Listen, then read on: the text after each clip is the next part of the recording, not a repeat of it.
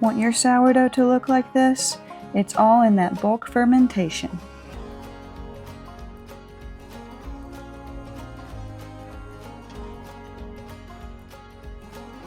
I'm Jules with Manna from Heaven Sourdough Co., and today on the channel I'm going to be explaining everything you need to know when it comes to bulk fermenting your sourdough. So let's start with the basics of what bulk fermentation actually is. Bulk fermentation is that crucial step in your sourdough making process that pretty much determines the rise of your sourdough loaf. Now, your sourdough starter is what contributes to that natural yeast aspect of your bread, and I have a full video explaining that's live on my channel as well. But the bulk fermentation is pretty much the step where that yeast starts to do its thing and works to build up your dough. And while there's a lot of science behind it all that I won't bore you all with today, pretty much a simple breakdown of it is it's where the natural yeast produces gas to give your bread its rise. The bacteria within your starter produce acids, which gives your bread that signature sour flavor. And it's where those gluten strands are developed, which gives your dough its structure and produces that nice oven spring.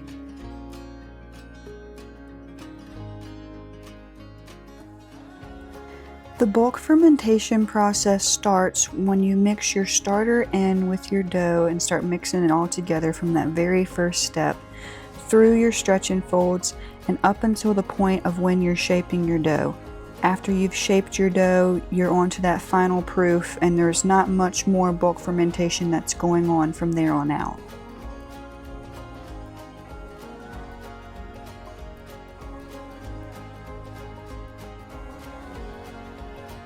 So when it comes to bulk fermentation, it's best to not put a timestamp on it.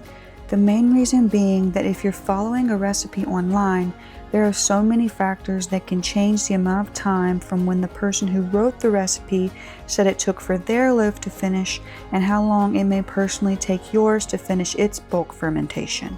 Instead, I highly recommend that you learn to read your dough and look for signs that it's ready for you to shape and bake. Some of these signs are seeing that it's risen around 30 to 50%.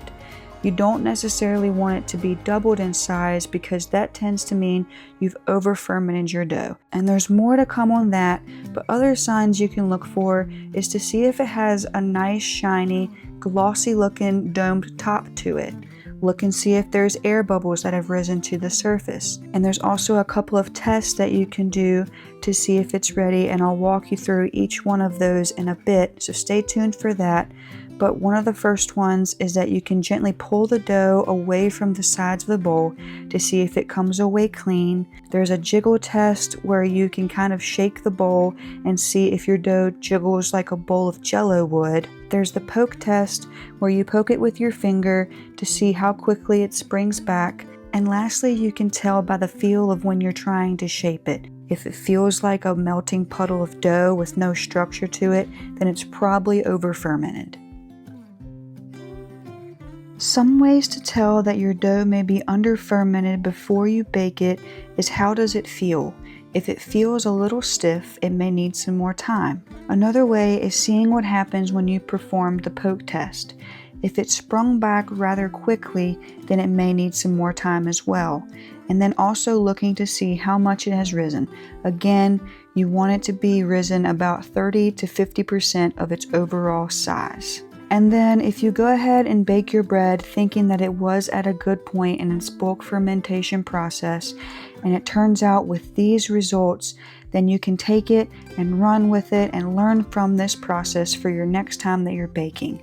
But under-fermented dough may come out with a gummy, dense texture to it, and your crumb might be a little tight, meaning it's not as airy and fluffy as you were hoping it would be. It also may not follow with your score like it properly should, and you may have what's called a blowout on the sides or the bottom of the dough, and that just means it kind of splits open on the sides or the bottom. And the last sign that your dough wasn't quite ready is if it has these large tunneling holes running through it that are seen in this picture here.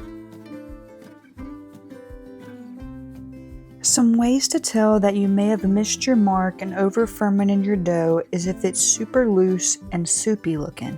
You can see this when you're performing the jiggle test, and it may even fall flat, showing you how it's lost all its structure. And when you try to pull the dough away from the sides with that pull test, the dough may stick to the sides, and it might also have this webbing appearance to it.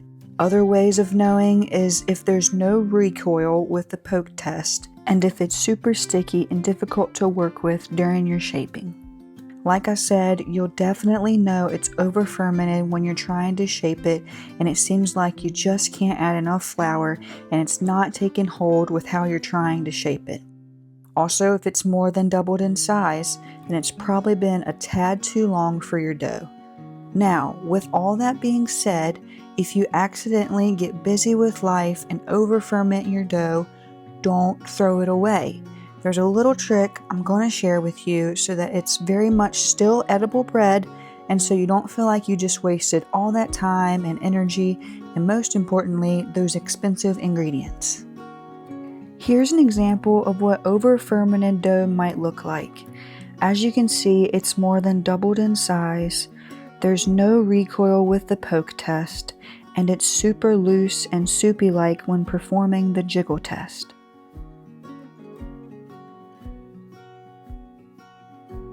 And when I was performing the pull test, this is what I was referring to when I was saying that it might have a webbing appearance to it. These are all just some tell-all signs that your dough might have went a little too far in the bulk fermentation period.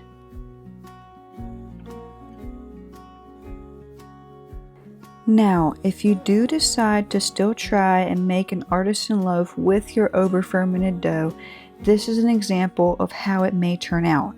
It won't have much of a rise and will be a flat disc-like shape.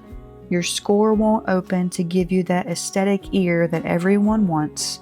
It might have a dense or gummy texture to it, and it also might have a pretty significant sour taste.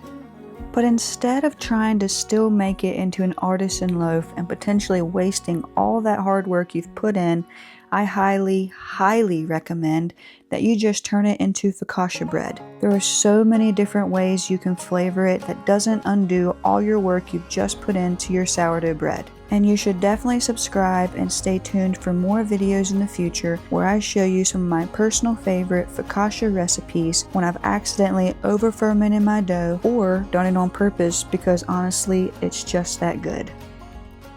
Now let's talk about that perfectly fermented dough and what it should look like. When you're shaping it, it should have a light airy feel to it, and it shouldn't be overly sticky, requiring only a minimal amount of flour, and it will also hold its shape really well. Now these are the results you'll always see of having a perfect bulk fermentation when people have that really nice open crumb with holes evenly distributed all the way through. It'll have that nice rise and really good oven spring, showing how it held its shape throughout the entire bake. And here's what a proper bulk fermentation should look like before you start your shaping. As you can see, this dough had a nice glossy look and was domed on the top, and you can also see where there was little air bubbles evenly distributed just under the surface of the dough. When performing the jiggle test, you can see how it has the consistency of what a bowl of jello would look like if you shook it. And when performing the poke test, you can see how it slowly recoils back into place. This pull test shows how the dough wasn't sticky and separated from the sides of the bowl rather well. And here is the final result of that perfectly fermented sourdough loaf. I hope this was helpful for you. Let me know in the comments if there are any other tips you use during bulk fermentation. Don't forget to like and subscribe. Thanks for watching, and we'll see you next time.